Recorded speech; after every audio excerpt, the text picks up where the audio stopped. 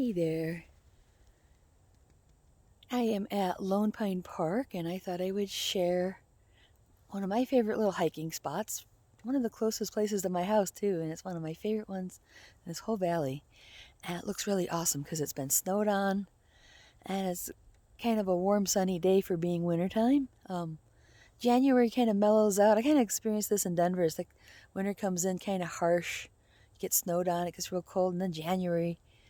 It's like if this was a hurricane, this would be the eye of the storm because the winter that comes after this calm spell is usually worse. So it seems like we've had a light winter so far. So who knows what February, March, and so on will do to us. We can see snow all the way into May sometimes. So, anyways, this is Lone Pine Park. One of my favorite places when I need some good oxygen therapy. So,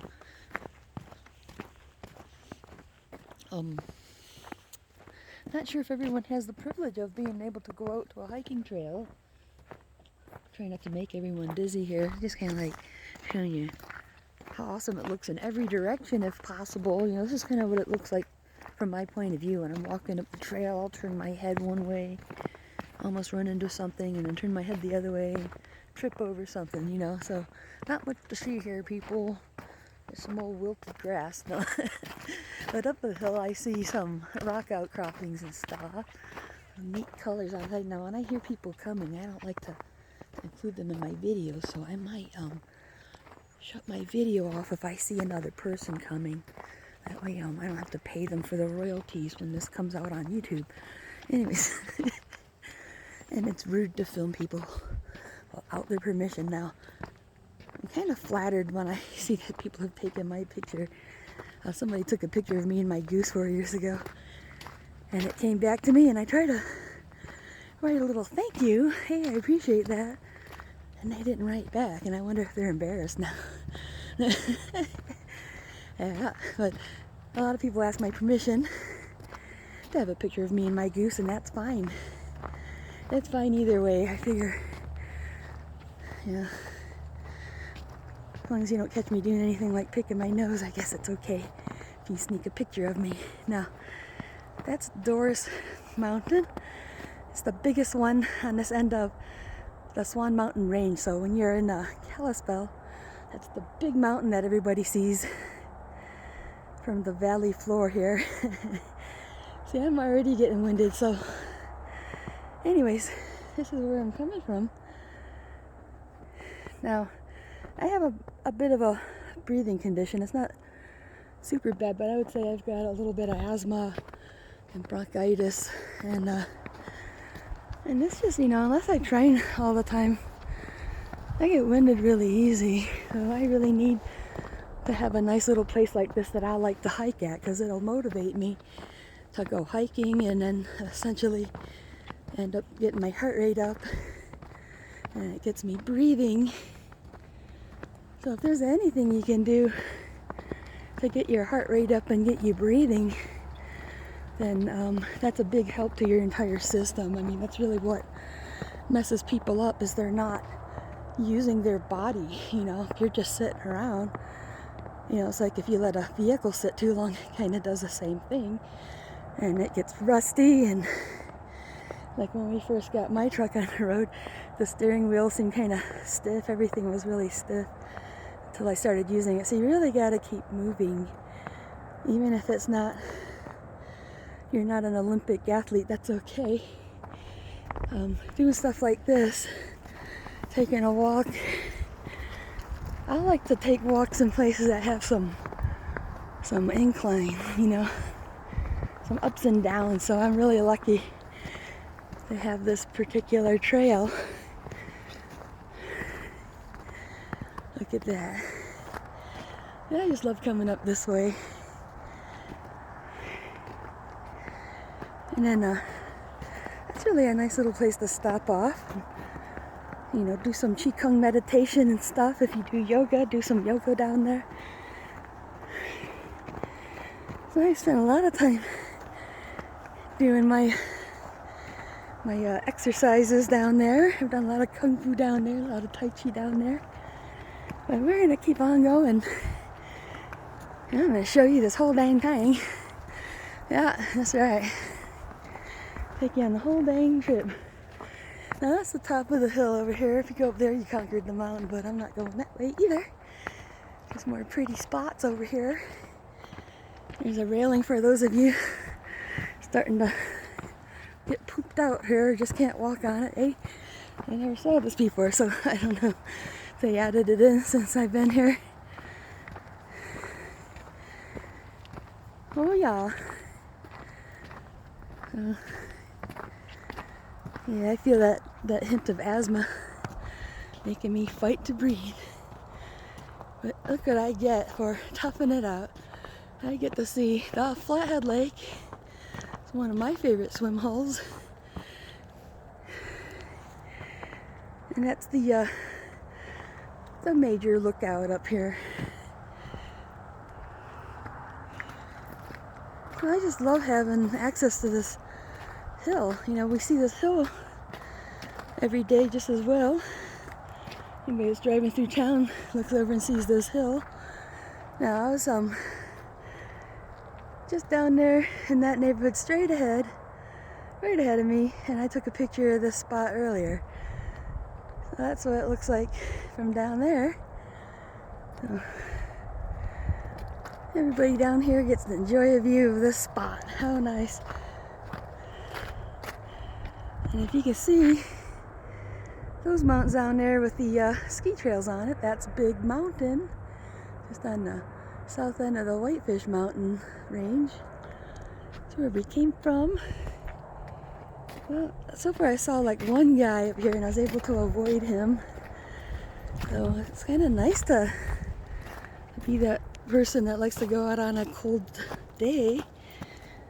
Go out on a cloudy, rainy day or a snowy day, you can about get the place to yourself. So then you come up on here and they've got some information about the valley. So I've learned a few things by going on these trails and reading their information, and this whole thing was probably covered in glaciers in the past, so the ground is really saturated. It's almost as arid as Colorado up here, but it's greener at the same time, so I think it has a lot to do with the groundwater. Yeah, so this glacier country up here. And if you go back that way, I was showing you earlier, actually you can see the white caps back there, and especially through that, we call that Bedrock Canyon. And usually if you look up between there, you can see part of Glacier National Park in them. So it's really an interesting place if you're interested in mountains and stuff. You'll see mountains up there that are shaped by the glaciers, more so than these ones out here. So anytime somebody pays me a visit, I just about always bring them up here. So there's the top of the hill, and we are leaving and going back down towards the visitor center. So go ahead and try not to make myself dizzy and fall down, but I wanted to show you that one last glimpse coming on down here. So there's some more interesting rock outcroppings as you look back coming down the trail. You see more and more of those. And if you take the trails that take you all the way down in through here and all the way out and onto there, there's like hills and things like that, little hills and stuff on the way down to the flat part there. You can park at the very bottom and hike up this way and down again, and there's just like a lot of trails down there, so you can have fun and pick a different way every time you come. And at some point, and I've been up here enough times, I almost think I know which ways I like better and which ways I like the least. We're coming around. There's a lot of evergreens in Montana, keeping it green all year round, so we never lose our color entirely. So quite a variety of trees out there. I couldn't possibly name them all. Now there's a lot of big birds that live up here, so we have like Raptors Trail and Raptors Outlook or something like that. Anyways, the raptor cliffs. So there's big birds living in these trees part of the year. There's a lot of ravens up here. I'll hear them up here cawing. They sound like a little bit like a crow. Crows are like, ah! But ravens more like, oh! So it just sounds like a big crow. I haven't witnessed a whole lot of wildlife myself.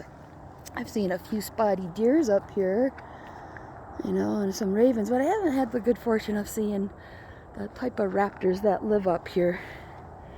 Now, this doesn't get much snowfall because the trees are here. This is nice and safe to walk down this way. You know, I don't think anybody shovels these trails. I think I'm assuming these trails were just fortunate enough to not get enough full snowfall to make a thick layer of ice. And this is the last chance to have a lookout. Now, if you were to park up here by the visitor center, this is like the short and easy path to get to a nice lookout point. So you can take somebody who doesn't like going up steep trails. This is where you go, take a look around. Yeah, so when you get down into these trails, you can kind of hear the sound of the highway and stuff, but other than that, it's the next best thing to being right out in the middle of the wilderness, you know, so that's why I say good oxygenation. For those of you who have the opportunity to get to a place like this, it's really good for you. It'll improve your immune system if you you know, if you spend some time outside every day, especially if you can get someplace like this with like little pollution, being grounded by the earth itself and the trees around you. So that being said, I'm going to end this video here and I'm going to find my way back to my vehicle. I hope you enjoyed my little walk around Lone Pine Park.